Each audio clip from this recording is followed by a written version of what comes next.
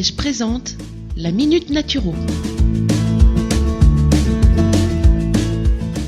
Je souhaitais aborder le système immunitaire, surtout comment le booster via l'alimentation et l'hygiène de vie. Alors, notre système immunitaire, en fait, nous permet de combattre les agressions telles que les bactéries et les virus, et la Covid actuellement. Une alimentation optimisée peut nous aider parfaitement à booster notre système immunitaire et à diminuer ainsi les risques de contamination. L'activité physique et le sommeil ont également un rôle à jouer très important. Donc, je vais vous partager 5 conseils pour booster votre immunité et je vous suggère de prendre des notes. Alors, tout d'abord, on va faire le plein de vitamines. La vitamine C, parce qu'elle permet de diminuer la gravité des maladies, elle est antioxydante, elle lutte contre la fatigue et elle a également un rôle à jouer dans l'absorption du fer. Il y a aussi la vitamine D, alors on la connaît tous via le soleil, qui reste la source la plus importante.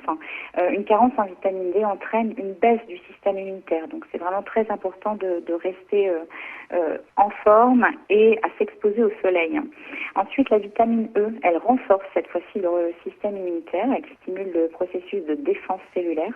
C'est aussi un antioxydant puissant. D'ailleurs, on la retrouve régulièrement dans les cosmétiques, pour conserver ces cosmétiques. Alors, vous allez certainement vous demander où trouver ces vitamines.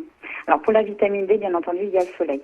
Comme je vous l'ai dit, on le sait tous, mais on la trouve aussi dans les poissons gras comme la sardine, le saumon, la truite, le hareng, les anchois, le foie de morue.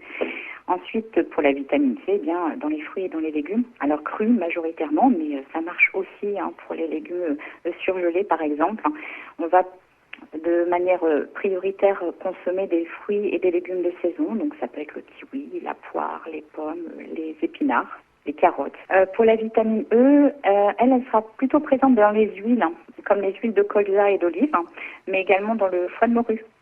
On la trouve aussi dans les graines. Alors là, on peut en consommer plein, c'est la saison, des noisettes, des amandes, mais aussi des graines de tournesol, pourquoi pas, des pignons de pain et les œufs. Mon deuxième conseil, ça va être de faire le plein de minéraux. Alors, les minéraux, on va avoir le zinc, tout d'abord, qui a un rôle donc dans l'immunité parce qu'il est antioxydant, un rôle aussi dans la cicatrisation. On va le trouver dans les lentilles, les graines de courge, le bœuf haché, le foie de veau, mais aussi les huîtres et certains champignons. Le fer, qui est un constituant de l'hémoglobine. Une carence en fer est un peu désagréable puisqu'elle entraîne principalement de la fatigue. Alors pour cela, il suffit de consommer de la viande rouge, du boudin noir, du foie, des poissons, des œufs, là encore, des légumineuses, donc comme les lentilles, enfin tous les légumes secs, mais aussi le quinoa ou les amandes. Le magnésium, on en parle souvent grâce au chocolat, on ne le trouve pas que dans le chocolat, on le trouve aussi dans le son de blé, les graines de tournesol, les bananes, les épinards et certaines eaux minérales d'ailleurs en sont riches.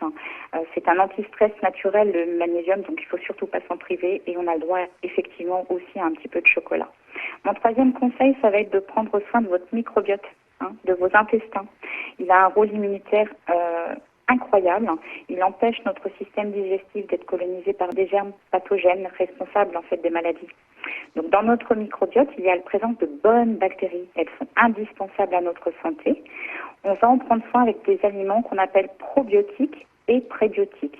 Alors on ne va pas s'étaler dans les détails, on va juste retenir que les probiotiques, ce sont de bonnes bactéries et que les prébiotiques sont l'alimentation de ces bonnes bactéries.